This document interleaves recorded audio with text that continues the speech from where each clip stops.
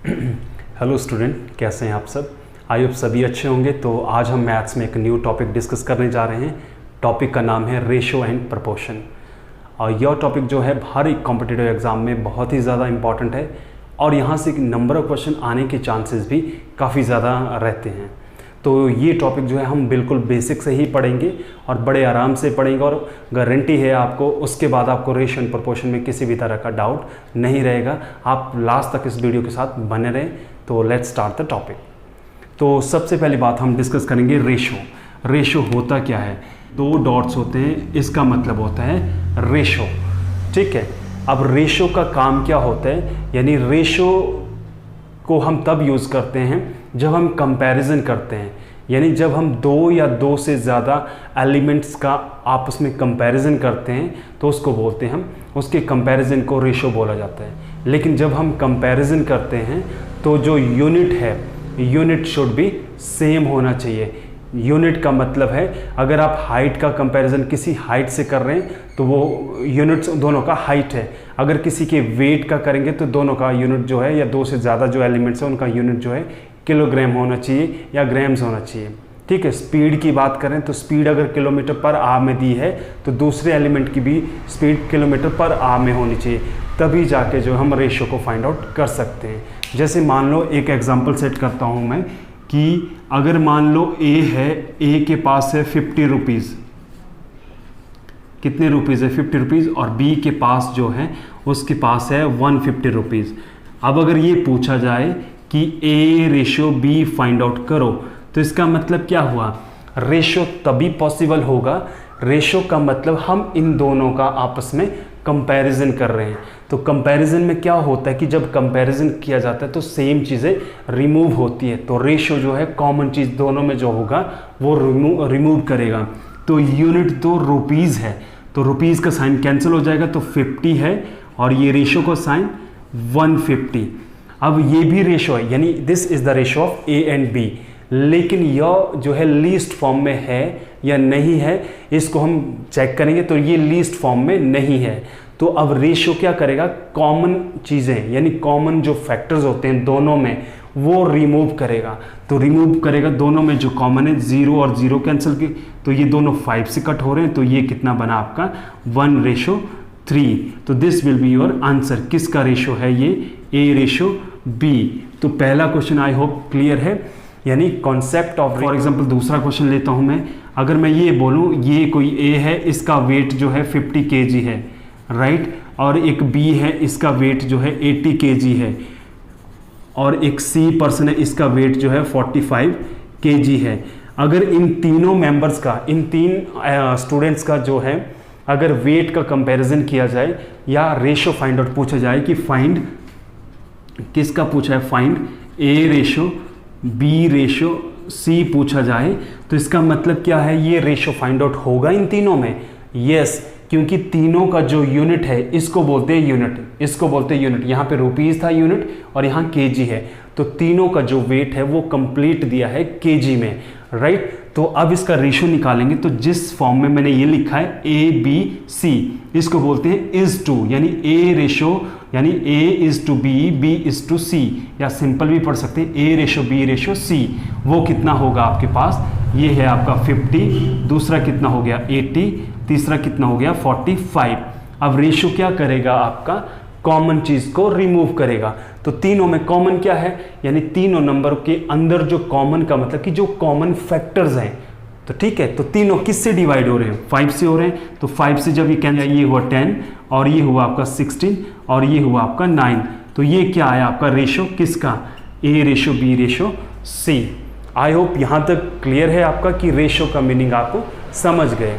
अगर मैं मान लो अगला क्वेश्चन ये लिखूं कि अगर ये दिया है आपके पास कि 2a = 4b, ठीक है, ये इक्वेट किया है, यानी किसको? 2a को बराबर किसके किया है? 4b। और पूछा है यहाँ पे कि a रेशो b क्या होगा, ये पूछा गया है। तो क्या करेंगे हम? ये टर्म बहुत ज़्यादा इंपॉर्टेंट है। a की वैल्यू हमेशा जो है आगे वाली सामने वाली होगी और b की वैल्यू हमेशा ये होगी। तो इसका मतलब a की वैल्यू कितनी है? 4 और b की वैल्यू कितनी एज्यूम की जाएगी, b की वैल्यू एज्यूम की जाएगी 2। तो a/2 कितना है, यानी a/b कितना है 2/1। अब इस रेशो को हम इस फॉर्म में भी लिख सकते हैं 2/1। ये जो लाइन है ये भी रिप्रेजेंट करती है रेशो को। आई होप यहां तक क्लियर है सभी का। अब देखो नेक्स्ट है, जैसे मान लो मैं फोर्थ क्वेश्चन बनाता हूं। यहाँ पे फोर्थ क्वेश्चन में अगर इस तरह से लिखा जाए कि 20% of A is equal to 45% of B, ये इक्वेट किया गया है और पूछा गया है आपको कि A/B कितना होगा, ये पूछा गया है। तो क्या करेंगे हम, क्या दिया है परसेंटेज, तो परसेंटेज का आपको मालूम है कितना होता है 1/100।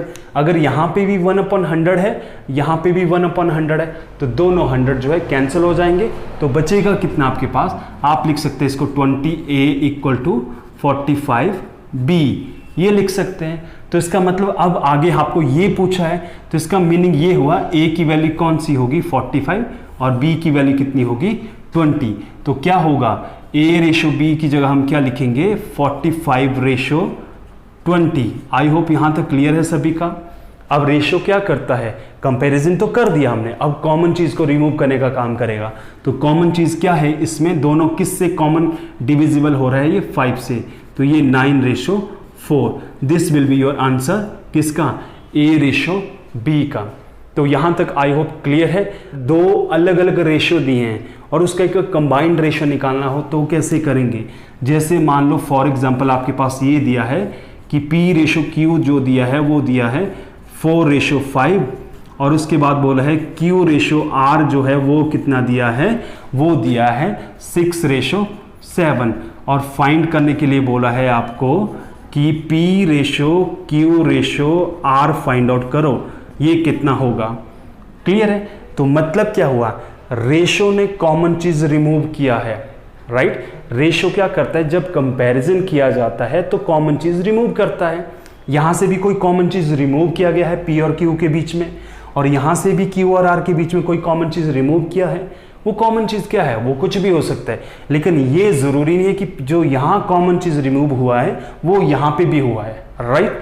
ये समझना है। अब इन दोनों को जोड़ना है। अब देखो अगर मान लो सिंपल सी बात है, ये मार्कर है, सिंगल पीस है, अगर ये दो पार्ट हो गए तो कॉमन है, इसको जोड़ने का काम कौन करेगा, यानी जो इसके अंदर कॉमन पार्ट बना होगा। तो इन दोनों में कॉमन कौन सा लेटर है, Q।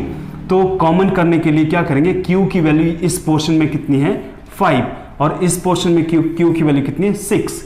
अब इसका मतलब यहां पे दोनों जगह क्या करना पड़ेगा हमें, इन दोनों की जगह क्या बनाना पड़ेगा, हमें सेम नंबर बनाना पड़ेगा, यानी सेम लाना पड़ेगा यहां पे।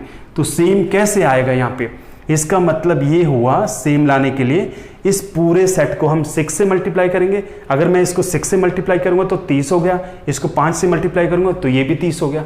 इसका मतलब ये वाला सेट 6 से मल्टीप्लाई हो रहा है और ये वाला सेट 5 से हो रहा है। तो ये हम मल्टीप्लाई कर रहे हैं 6 से और ये करेंगे हम 5 से, लेकिन सिंगल नंबर को नहीं करेंगे, पूरे सेट को। तो जब 6 से मल्टीप्लाई किया इस पूरे सेट को और इस पूरे सेट को 5 से किया तो यहां पे कितना हुआ 24 और रेशो ये कितना आया 30 रेशो, और ये कितना हुआ 5 से मल्टीप्लाई किया 30 तो आ गया, ये हो गया आपका 35। तो this will be your answer किसका, P/Q/R। ये हुआ पहला तरीका। तो कॉमन करने के बहुत सारे तरीके होते हैं। तो ये हुआ पहला, एक दूसरे को चेक करके कि भाई हाँ जी बराबर अगर वैल्यूज हैं तो बराबर करने की जरूरत नहीं है, तो डायरेक्टली लिखेंगे। अगर कॉमन नहीं है तो कॉमन कैसे बनाएंगे, इस तरह से। एक दूसरा तरीका ये है जो टेबल फॉर्म में, अगर दो से ज्यादा रेशो आपस में दिए होंगे तो उनको कॉमन रेशो कैसे निकालते हैं। तो पहले आप उनके लेटर के नाम लिखेंगे P, Q और ये R, ठीक है। P/Q/R लिख दिया। अब P की वैल्यू कितनी है यहाँ पे, P कितने को रिप्रेजेंट कर रहा है यहाँ 4 को, और Q कितने को रिप्रेजेंट कर रहा है 5 को, और Q कितना लिख रहा है यहाँ पे 6 है और यहाँ पे कितना 7। अब ये कर दिया। अब जिसके सामने आपको खाली जगह दिख रही है वही बैठेगा वहां पे, मतलब 5 के सामने यहाँ खाली दिख रहा है तो यहाँ पे कितना करेंगे हम 5, और इसके सामने लेफ्ट में क्या खाली दिख रहा है 6। अब क्या करेंगे, इनको हम मल्टीप्लाई करेंगे। तो 4 × 6 कितना हुआ 24 रेशो, ये कितना हुआ 30, और ये रेशो ये कितना हुआ 35। क्लियर है। तो यही आंसर हमारा इस तरह से भी बना है। तो मतलब इस तरह से भी आप कॉमन रेशो फाइंड आउट कर सकते हैं, इस तरह से भी आप कॉमन रेशो फाइंड आउट कर सकते हैं। ये हुआ अगर दो रेशो दिए हैं।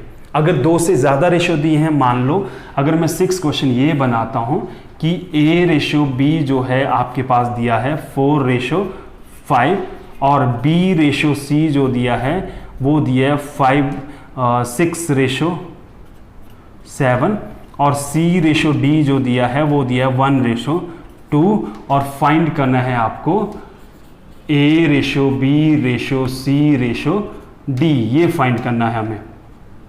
तो ये कितना होगा? तो क्या करेंगे, या तो डायरेक्टली आप मल्टीप्लाई कर सकते हैं, ये है आपका। तो क्या करेंगे, हम डायरेक्टली जो है मल्टीप्लाई कर सकते हैं बराबर बनाने के लिए। बराबर बनाने का मतलब ये हुआ, इन दोनों, देखो 3 पार्ट जब आपके सामने होंगे, यहां तक क्लियर है आपका। अब देखो नेक्स्ट क्वेश्चन मैंने बनाया, अगर आपके पास 3 बार रेशो दिया होगा और तीनों का कंबाइंड रेशो पूछा होगा तो कैसे निकालेंगे? सिंपल सी बात है, जब अगर 3 अलग अलग पीसेस अगर नीचे गिरे होंगे तो तीनों एक साथ नहीं जुड़ सकते हैं, तो तीनों में से कोई 2 उठाने पड़ेंगे आपको और वो जोड़ने पड़ेंगे, फिर वो जुड़ेगा फिर तीसरे के साथ जो एक बचा, राइट। तो पहले मैं इन दोनों को जोड़ रहा हूँ, राइट। अगर इन दोनों को जोड़ के बनेगा फिर ये वाला जोड़ेंगे।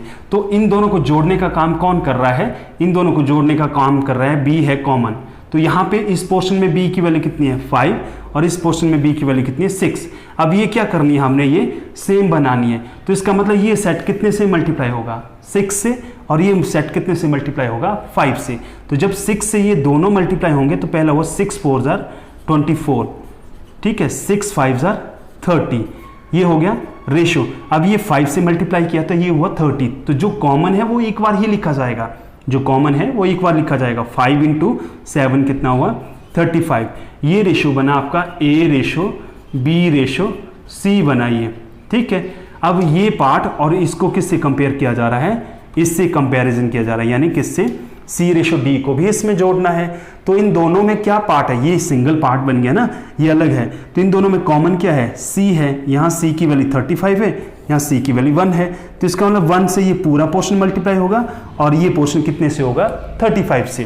तो जब 1 से मल्टीप्लाई किया तो वो कितना बना 24:30:35, राइट। अब 35 से 1 को मल्टीप्लाई किया तो 35 आ गया, कॉमन सिर्फ एक बार लिखा जाएगा। 35 × 2 कितना हुआ 70। तो ये रेशो किसका आया? ये आया A ratio B ratio C ratio D। Clear है? लेकिन ये least form of the ratio है। Least form of the ratio का मतलब ये हुआ कि अगर उसके बाद वो नंबर जो है आपस में किसी से नहीं कट रहे हैं तो इसका मतलब वो लीस्ट फॉर्म है, यानी उनके बीच में कॉमन फैक्टर कोई भी नहीं है। ये हुआ इस तरह से। दूसरा तरीका मैंने आपको बताया टेबल के थ्रू। तो टेबल के थ्रू मैंने बोला है कि A लिखेंगे, B लिखेंगे, C लिखेंगे, D लिखेंगे। A और B का रेशो कितना दिया है, यानी 4A की वैल्यू है, B की वैल्यू कितनी मानेंगे हम 5, और B और C में कितना है, B की वैल्यू 6 है और इसके नीचे इसके सामने क्या लिखेंगे, C के सामने 7। लिखने का तरीका A के नीचे 4, B के नीचे 5, दूसरे पार्ट में B के नीचे 6, C के नीचे 7। अब अगला है C के नीचे 1, D के नीचे यहाँ 1 है और यहाँ 2 है। अब ये टेबल बन गया। क्या बोला है मैंने, जिस साइड खाली जगह दिखेगी वही नंबर जो उसको भरेगा। तो यहाँ होगा 5, यहाँ भी होगा 5, यहाँ होगा 7, यहाँ होगा 6, यहाँ होगा 1, यहाँ होगा 1। अब क्या करना है, ये नीचे को मल्टीप्लाई करना है। नीचे को मल्टीप्लाई 4 6 24, 24 1 24, 24 रेशो। ये कितना हो 30, 31 30 रेशो। 5 7 35, 35 × 1 35 रेशो 35 और ये 70। तो this will be your answer. चाहे टेबल से करो चाहे ऐसे करो, आंसर आपका बन जाएगा सेम। तो आई होप यहाँ तक क्लियर है। अगर मान लो रेशो जो है आपके पास फ्रैक्शन के फॉर्म में दिया हो, जैसे मान लो आपके पास पहला क्वेश्चन में ये ले रहा हूँ कि रेशो दिया है, जैसे A रेशो B जो दिया है वो दिया है 2/5 रेशो 4/3, ठीक है। और इसको एक कंप्लीट रेशो में पूछा जाए कि भाई इसको एक नेचुरल नंबर में कन्वर्ट करो या सिंप्लीफाई करो, तो रेशो को कभी भी हम फ्रैक्शन में नहीं रखते हैं, राइट। तो इसका इक्विवेलेंट भी पूछा जा सकता है। मान लो ये रेशो दिया है और नीचे 4 ऑप्शन में बोला कि which of the following option is equivalent to A:B। तो क्या करेंगे, जब भी फ्रैक्शन में आएगा तो उसको कंप्लीट नेचुरल नंबर में कन्वर्ट करने के लिए हम क्रॉस मल्टीप्लाई करेंगे। तो इसका मतलब A:B क्या हुआ, 6:20। अब ये तो बराबर है, लेकिन ये लीस्ट फॉर्म में नहीं है क्योंकि इसका कॉमन फैक्टर अभी बचा हुआ है इसमें। तो ये कितने से कट हो रहा है, 2 से कट हो रहा है, तो बचा कितना, 3:10। क्लियर है। तो ये हो गया आपका A:B:C। कुछ मैं ये बना रहा हूं कि अगर P:Q जो दिया है वो दिया है 4/3:2/5, और उसके बाद लिखोगा कि Q:R जो है वो दिया है 1/4:2/3। तो अब पूछा है कि P:Q:R कितना होगा, ये पूछा है। तो क्या है आपका स्टेप नंबर 1 कि हमें फ्रैक्शन को पहले एक नेचुरल नंबर में कन्वर्ट करना है। तो क्या करेंगे हम, क्रॉस मल्टीप्लाई करो। क्रॉस मल्टीप्लाई का मतलब नीचे वाला नंबर इससे मल्टीप्लाई होगा, ये वाला नंबर इससे। तो इन दोनों का रेशो कितना बना, यानी P:Q कितना बना, वो बना आपका 20:6। और दूसरा क्या बना आपका Q:R जो है वो कितना बना, वो बना 3:8। 3 1 3, 4 2 8। और उसके बाद ये पूछा है निकालने के लिए। अब इसमें कॉमन लेटर क्या है, वो Q है। तो टेबल के थ्रू अगर आपने करना है तो हमने क्या पढ़ा है कि P लिखो, Q लिखो, R लिखो। P के नीचे पहला पार्ट है। अब देखो इसको रिड्यूस भी कर सकते हैं। ये कट करके कितना हो जाएगा, 10:3 हो जाएगा, लेकिन ये कट नहीं हो रहा है। तो क्या करेंगे, P की वैल्यू 10 है, Q की वैल्यू 3 है। Q की वैल्यू कितनी है, 3 है, और R की वैल्यू कितनी, 8 है। ठीक है। अब यहाँ पे क्या है, इसके सामने 3 है, इसके सामने भी 3 है, तो नीचे को मल्टीप्लाई करेंगे, ये कितना हुआ 30, और ये कितना हुआ 9, और ये कितना हुआ 24। This will be your answer. Clear है। लेकिन अब ये कैसे होगा, अब ये कॉमन है यानी कैंसिल होगा।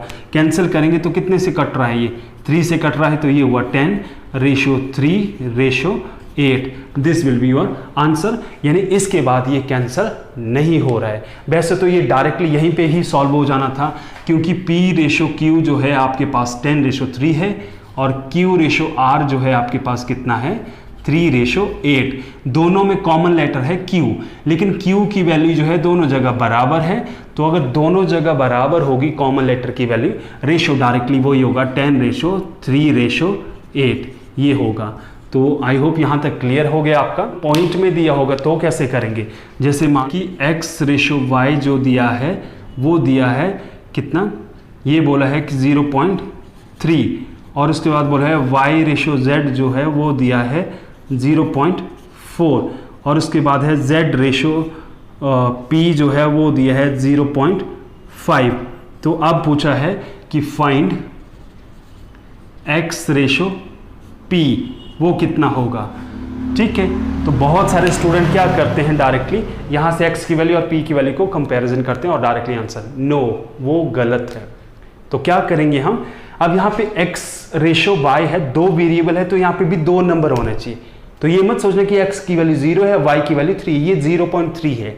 तो हमने क्या पढ़ा है कि पहले पॉइंट को रिमूव करना है फ्रैक्शन में। तो मतलब क्या हुआ, फ्रैक्शन में यानी X:Y जो है इसकी जगह क्या होगा, 3/10, और दूसरी जगह क्या होगा, Y:Z जो है वो कितना होगा, 4/10, और Z:P कितना होगा, वो होगा 5/10। क्लियर है। अब आपको यहां समझना है X किसको रिप्रेजेंट कर रहा है। ये मैंने पहले बोला, ये लाइन किसको रिप्रेजेंट करती है, ये भी रेशो को रिप्रेजेंट करती है। तो क्या लिखूंगा मैं, X की वैल्यू कितनी होगी, 3, और Y की वैल्यू कितनी मानी जाएगी, तो X की वैल्यू कितनी होगी, X:Y कितना बनेगा, वो बनेगा 3:10। ठीक है। दूसरी जगह Y:Z कितना बनेगा, वो बना 4/5, 4/10, तो 2 से कट जाएगा, तो 2:5। उसके बाद है Z:P कितना बन जाएगा, Z:P बन जाएगा 1:2। कैसे, क्योंकि दोनों नंबर कट जाएंगे 5 से, तो 1/2 हो जाएगा। अब इसको कंबाइन करना है, तो कंबाइन करने के लिए क्या बोला है मैंने, X लिखा, Y लिखा, Z लिखा, P लिखा। X के नीचे 3 है, 10 है, 2 है, और यहाँ 5 है। Z के नीचे 1 है और 2 है। ठीक है, अब इसको कंपैरिजन करना है। इसके इस साइड क्या है, 10 है और 10 है। इसके इस साइड क्या है, यहाँ 5 है और इसके उस साइड क्या है 2, यहाँ कितना है 1 1। अब नीचे को क्या करना हमने, मल्टीप्लाई। तो ये कितना हुआ 6 और ये कितना हुआ 20 और ये कितना हुआ 50 और ये कितना हुआ आपका 100। तो ये बना आपका रेशो किसका, x ratio y ratio z ratio p। लेकिन हमें तो x और z के बीच में पूछा, तो x रेशो z जो बनेगा वो बनेगा 6 रेशो 100। ठीक है, अब ये बन गया आपका रेशो, लेकिन यही लीस्ट फॉर्म में नहीं है तो कट जाएगा, तो ये कितना बन जाएगा 3 रेशो 50। आई होप यहाँ तक सभी को अंडरस्टैंड हो चुका है। यहाँ पे मैंने कुछ क्वेश्चंस लिखे, 5 क्वेश्चंस लिखे, बेसिक लिखे, जो मैंने अभी आपको एक्सप्लेन किया उसी के ऊपर ही बेस्ड है। तो देखो पहला क्वेश्चन क्या है, x is equal to 1/3y, 2/3y equal to 4z। तो फाइंड क्या करना है, x ratio y ratio z। तो मैंने क्या बताया कि जब इक्वल होते हैं ना, मतलब इसको कैसे लिख सकते हैं हम, क्रॉस मल्टीप्लाई करेंगे तो क्या होगा, ये होगा आपका 3x इक्वल टू 1y, और दूसरी जगह क्या होगा, क्रॉस मल्टीप्लाई करेंगे तो कितना हुआ 2y equal to 12z। Clear है। अब रेशो में मैंने ये बताया कि x की वैल्यू आगे वाले को रिप्रेजेंट करती है और y वाले की उसके सामने वाले नंबर को, ऑपोजिट वाले नंबर को। तो इसका मतलब क्या हुआ, x रेशो y जो है वो कितना होगा 1:3। यहाँ तक क्लियर है। अब देखो y रेशो z, तो y रेशो z, तो y की वैल्यू कितनी होगी 12 और z की वैल्यू कितनी मानेंगे 2। तो y रेशो z जो है वो कितना हुआ 12:2। अब इसको रिड्यूस कर सकते हैं, ये और रिड्यूस हो जाएगा, तो ये कितना हो गया 6:1। क्लियर है। अब जाके इन दोनों को कंबाइंड करना है। अब कंबाइंड में डायरेक्टली कर रहा हूं, जैसे आपको वो उस तरह से बताया कि x y z है तो 1 है 3 है, ठीक है, और दूसरी जगह क्या लिखेंगे 6 है और 1 है। तो इसको टेबल में बना दिया, इसके सामने 3 और उसके सामने 6। अब नीचे को मल्टीप्लाई होगा 6 1 6 जार 6 और ये कितना हुआ 18 और ये कितना हुआ 3। तो ये आया रेशो किस चीज़ का, x ratio y ratio z। लेकिन लीस्ट फॉर्म में ये नहीं है क्योंकि इसके अंदर कॉमन फैक्टर अभी भी अवेलेबल है। तो वो कॉमन फैक्टर क्या है, तीनों नंबर सेम नंबर से कट होने चाहिए। तो 3 से कट कर रहे हैं हम, तो 2 आया और ये 9 आया और ये 1 आया। तो this will be your answer. I hope पहला क्वेश्चन क्लियर है। दूसरा क्वेश्चन में क्या लिखा है, 20% of a equal to 30% of b and 4/5b equal to 8/3। तो फाइंड करना a रेशो c। तो मैंने क्या बोला है, ये दो अलग अलग पार्ट दिए हैं, राइट। इस पार्ट में क्या दिख रहा है आपको, आमने सामने कॉमन है, दोनों जगह परसेंटेज है। तो जब आप परसेंटेज को हटाएंगे तो कितना होगा, 1/100 यहाँ होगा, 1/100 यहाँ होगा, दोनों साइड तो कैंसिल हो जाएगा। तो वो बचा कितना, और दोनों साइड कॉमन क्या है, मतलब 0 0। तो मैं लिख रहा हूँ डायरेक्टली, परसेंटेज कट गया तो ये कितना हुआ 30b। और दूसरी साइड क्या बोला है मैंने, जब फ्रैक्शन में तो क्रॉस मल्टीप्लाई कर दो, क्रॉस मल्टीप्लाई करेंगे तो कितना हुआ ये 12b equal to 40c। Clear है। अब इसमें क्या कॉमन है, a की वैल्यू ये मानी जाएगी और b की वैल्यू ये मानी जाएगी, लेकिन दोनों साइड कॉमन क्या है 0 0 कट जाएगा। तो a को कितना कंसीडर करेंगे हम, a रेशो b, a की वैल्यू जो है 3 आएगी और b की वैल्यू 2 आएगी। अब यहाँ पे भी क्या है, कॉमन चीज़ है, तो b रेशो c क्या आएगा आपके पास 40:12। लेकिन ये रिड्यूस होगा ना, अभी कटेगा, ये कितने से कट रहा है 4 से कट रहा है, तो कितना बचेगा, ये बचेगा 10 और ये बचेगा 3। ये आया b रेशो c और यहाँ पे कितना था, ये आया आपका b रेशो c और यहाँ पे कितना था 3:2 किसका, a रेशो b का। अब हमें इसको कॉमन करना है, तो कॉमन करने के लिए कॉमन लेटर होना ज़रूरी है। यहाँ पे b 2 है और यहाँ b 10 है, तो दोनों जगह क्या करना, हमने सेम नंबर लाना है। तो जाहिर सी बात है, जब सेम है तो अदला बदली कर दो, मतलब पहले वाला सेट उस नंबर से यानी 10 से मल्टीप्लाई होगा, दूसरा वाला सेट 2 से होगा। ऐसे करके भी कर सकते हैं, टेबल भी बना सकते हैं। तो 10 से किया मैंने, तो ये हुआ 30 और ये हुआ आपका 20। अब ये वाला हिस्सा 2 से होगा, तो 10 × 2 20, 2 × 3 6। क्लियर है। लेकिन ये लीस्ट फॉर्म में रेशो नहीं है, इसको कैंसिल करेंगे तो कितना है 15:10:3। This will be your answer किसका, a ratio b ratio c। तो आई होप सेकेंड क्वेश्चन भी आपका क्लियर है। दिया है 20% of P plus Q equal to 50% of P minus Q, तो P रेशो क्यू। तो दोनों साइड क्या कॉमन है, ये जब आप बदलेंगे ना परसेंटेज को, इसको लिखेंगे 1/100 यानी 20/100, तो 1/5 हो जाएगा। तो साइड कितना होगा आपका 1/5, लेकिन क्या होगा P प्लस क्यू, और इस साइड कितना होगा 1/2 कितना P माइनस क्यू। अब क्रॉस मल्टीप्लाई कर दो, ये हो जाएगा 2P प्लस 2Q, और ये 5 से मल्टीप्लाई तो 5P माइनस 5Q। तो P को उस साइड ले जाओ या P इधर लाया तो ये कितना हुआ 5 में से 2P लेस हो जाएंगे ना, क्योंकि इस साइड पॉजिटिव उस साइड नेगेटिव हो जाएगा, तो ये बच जाएगा 3P, और ये उठ के उस साइड जाएगा, ये पॉजिटिव है उस साइड जाएगा, ये भी पॉजिटिव हो जाएगा 7Q। तो P रेशो Q कितना होगा, ये पूछा की वैल्यू कितनी होगी 7 और Q की वैल्यू 3, तो आंसर विल बी 7/3। तो ये आपका क्लियर हो गया क्वेश्चन नंबर 3। अब 4th क्वेश्चन में देखो क्या लिखा है, if 10% of x is equal to 20% of y। तो ये वर्डिंग के थ्रू लिखा है, क्या लिखा है कि 10% ऑफ x जो है वो इज इक्वल है किसके 20% ऑफ y के। तो क्या करेंगे हम, इस तरह से लिखेंगे 10% ऑफ x वो किसके बराबर है 20% ऑफ y के बराबर, कॉमा, एंड 25% ऑफ y जो है वो किसके बराबर दिया है 45% ऑफ z।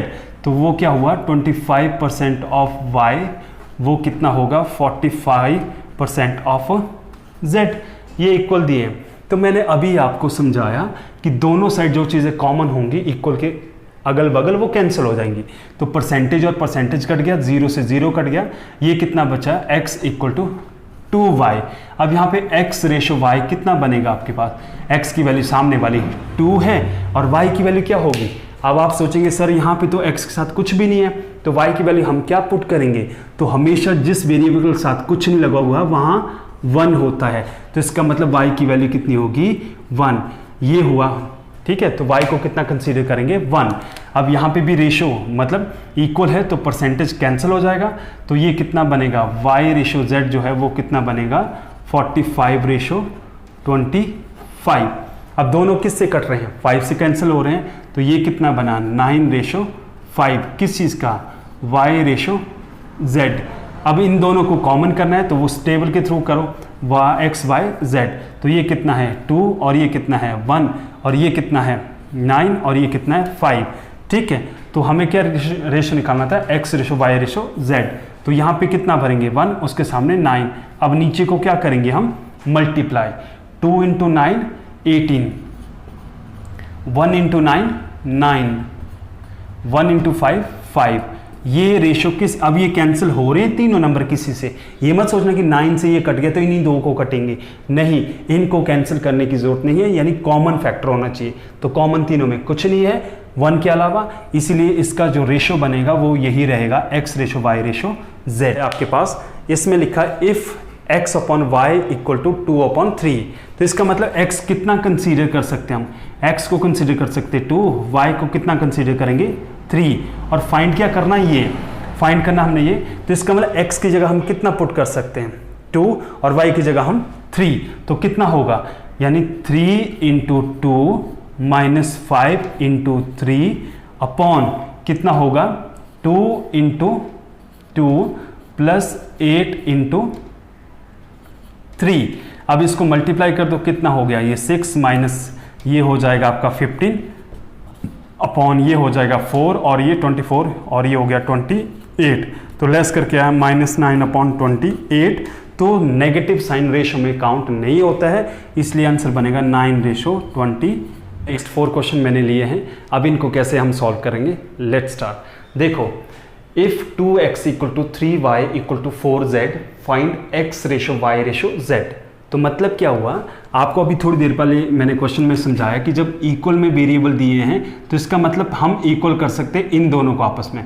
तो x रेशो यानी इसको मैं ये लिख सकता हूँ 2 = 3y और दूसरी साइड लिख दिया मैंने 3y = 4z।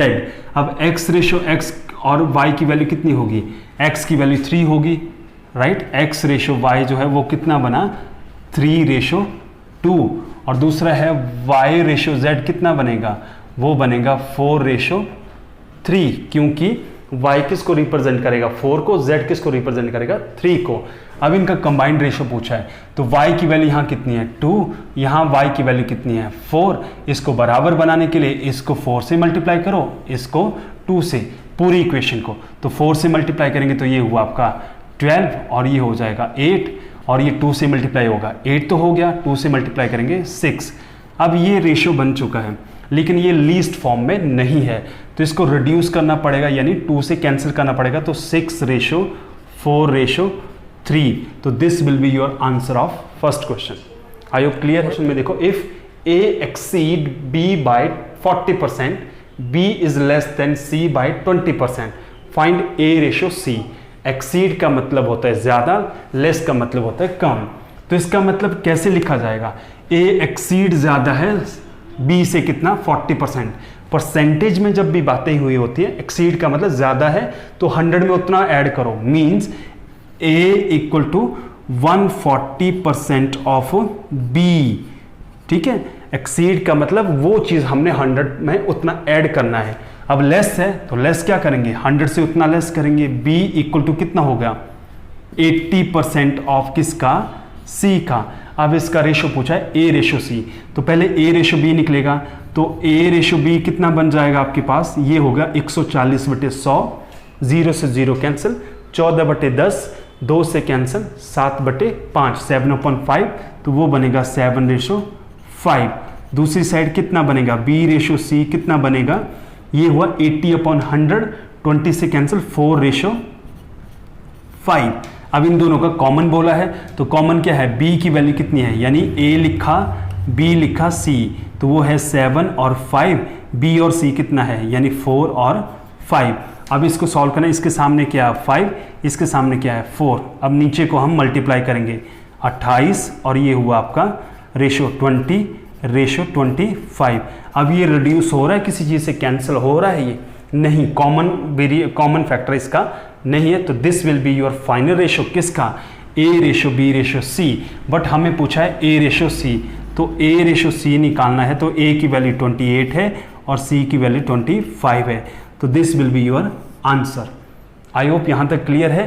क्वेश्चन नंबर 3 देखो, अब क्या लिखा है, इफ A:B:C:D जो है दिया है कितना, ये दिया है ये, तो हमें 1/A:, 1/B:, 1/C:, 1/D निकालना है। तो सिंपल सी बात है, अगर रेशो के फॉर्म में हमारे पास ये चीजें दी हैं तो जाहिर सी बात है A किसको रिप्रेजेंट करेगा 2 को, B किसको रिप्रेजेंट करेगा 3 को, C किसको रिप्रेजेंट करेगा 4 को और D किसको करेगा 5। तो यहाँ पे भर दो तो क्या होगा आपके पास बनेगा, यानी 1/2 रेशो 1/3 रेशो 1/4 रेशो 1/5। लेकिन अभी थोड़ी देर पहले मैंने समझाया कि रेशो को हम फ्रैक्शन में नहीं रखते हैं, तो क्या लेंगे, 2 होते हैं तो क्रॉस मल्टीप्लाई, 2 से ज्यादा होंगे तो एलसीएम ले लो। इन सभी नंबरों का एलसीएम जो आएगा वो आएगा 60। अब 60 यहाँ पे 60 कैसे लाया जाएगा, 30 से मल्टीप्लाई होगा, तो उसी 30 से ऊपर भी करना है, तो कितना हुआ 30 1 जार 30। यहाँ 30 कैसे आएगा 20 से, तो 20 से ऊपर होगा, 20 1 जार 20। अगला क्या है, यहाँ 60 कैसे आएगा 15 से, तो 15। यहाँ 60 कैसे आया 12 से।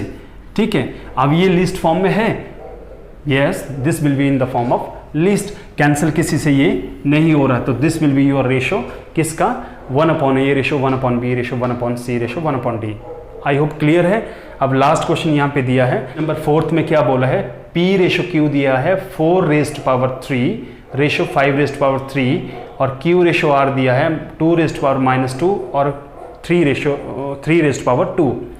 अब बहुत सारे बच्चे क्या करते हैं कि रेशो का मतलब है कि कॉमन चीज़ों को रिमूव करना है। अगर यहाँ दोनों जगह कॉमन है तो 3 और 3 पावर कैंसिल हो जाएगी, नहीं, कॉमन चीज़ हमेशा बेस से रिमूव होगा, पावर से नहीं।